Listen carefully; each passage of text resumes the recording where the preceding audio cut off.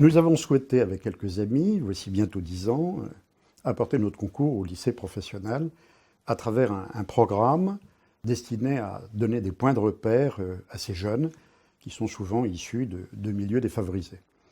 Alors, il s'agit de leur expliquer ce qu'est une entreprise, son fonctionnement, ses attentes, ses métiers, les sensibiliser au monde de la culture, susciter leur étonnement, leur curiosité vis-à-vis de leur environnement, et puis les sensibiliser bien sûr aux valeurs de la société. Quelques années après, nous avons proposé à l'Éducation nationale un second programme destiné aux jeunes qui sont en difficulté scolaire parfois sérieuse, et susceptibles de les aider à trouver leur voie professionnelle et à rebondir. Ainsi est née en 2008 notre association C'est possible, qui comporte déjà aujourd'hui une centaine de membres bénévoles.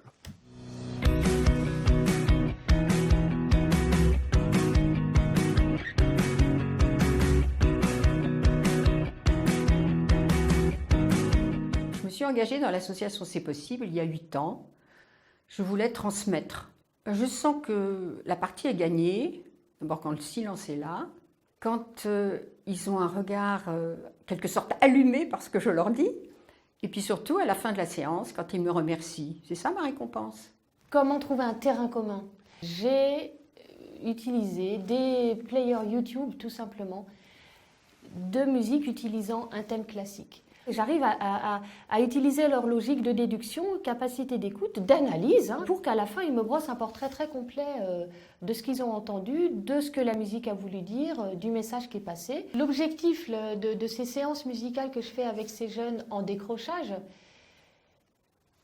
c'est leur redonner confiance en eux, en fait. Dans le monde d'aujourd'hui, et encore plus dans le monde de demain, les jeunes devront être en prise avec les enjeux du numérique dans l'entreprise, et puis être en prise avec les enjeux du numérique dans leur vie quotidienne, notamment pour ce qui est de se protéger des menaces extérieures. Il y a un certain nombre de métiers qui vont être numérisés, automatisés, et puis il y a d'autres métiers qui nécessiteront de disposer de très fortes compétences en matière numérique.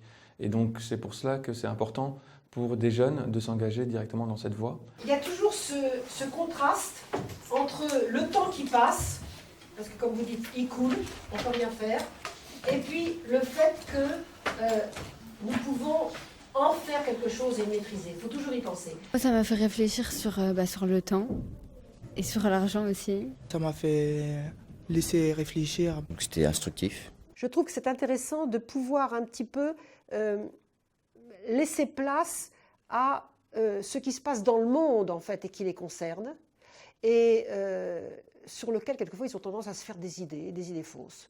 Donc il y a tout ce travail et tout cet échange que je trouve personnellement très enrichissant et ça marche.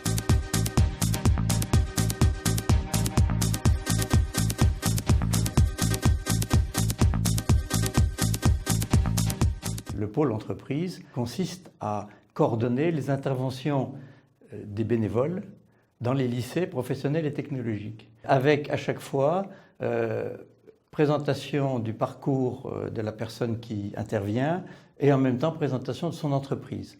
Donc il s'agit de faire découvrir à ces jeunes ce qu'est une entreprise, comment on peut y rentrer, quels sont les métiers qu'on peut y pratiquer. Et au-delà de cela, dans le pôle entreprise, j'ai été amené à développer ce que nous appelons le projet pédagogique, qui consiste en fait à avoir un partenariat entre une classe d'un lycée et une entreprise tout au long de l'année. C'était le cas de Bellambra. Ça, ils sont très fiers, les élèves, de voir que des dirigeants d'entreprises prestigieux viennent à eux, viennent au lycée Maria de Rem les voir, consacrent de leur temps. De temps en temps, il y a des rencontres qui se font et j'ai assisté à ça, où un entrepreneur repère un élève et dit « celui-là, vraiment, il a été pertinent, je l'aime bien, j'aimerais bien l'avoir en stage ». Donc ça, c'est très, très satisfaisant. J'ai causé avec différents techniciens qui m'ont parlé de leur métier. Ils m'ont même conseillé vraiment des filières, des branches vraiment qui sont vraiment essentielles dans le métier de l'informatique.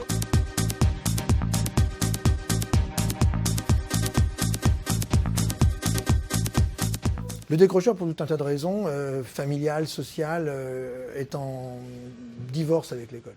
L'école lui a renvoyé une image extrêmement négative. Et par conséquent, la relation qui va se nouer entre le tuteur de C'est possible et puis ce jeune, ça va être une relation fondée sur la reprise de confiance en soi. Surtout, c'est que le jeune ait envie de me rencontrer, en l'occurrence, pour parler de ce dont il a envie de parler. Il faut aussi le sortir peut-être du milieu du lycée. Je l'ai emmené en haut de l'Arc de Triomphe, il n'y avait jamais été. On y est resté 1 heure, j'ai trouvé ça un peu long, mais lui, il a trouvé ça un peu court. Finalement, le travail avec C'est possible a permis de mettre des mots sur les choses, parce que finalement, ils ont du mal à avouer qu'ils sont en rupture avec l'école.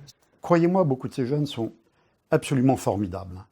Et dès lors qu'on leur témoigne de la bienveillance, qu'on montre qu'on les comprend, que on leur montre qu'on a envie de les aider à construire leur avenir, alors les visages se détendent, les regards s'illuminent.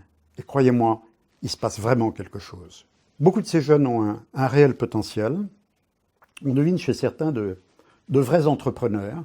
Mais une chose est certaine, c'est que tous, ou presque tous, ont envie de s'en sortir. Vraiment, je souhaite pérenniser, développer, augmenter cette action dans le lycée au bénéfice des élèves, avec plus encore de bénévoles, avec plus de stages proposés, avec plus d'actions vers les entreprises.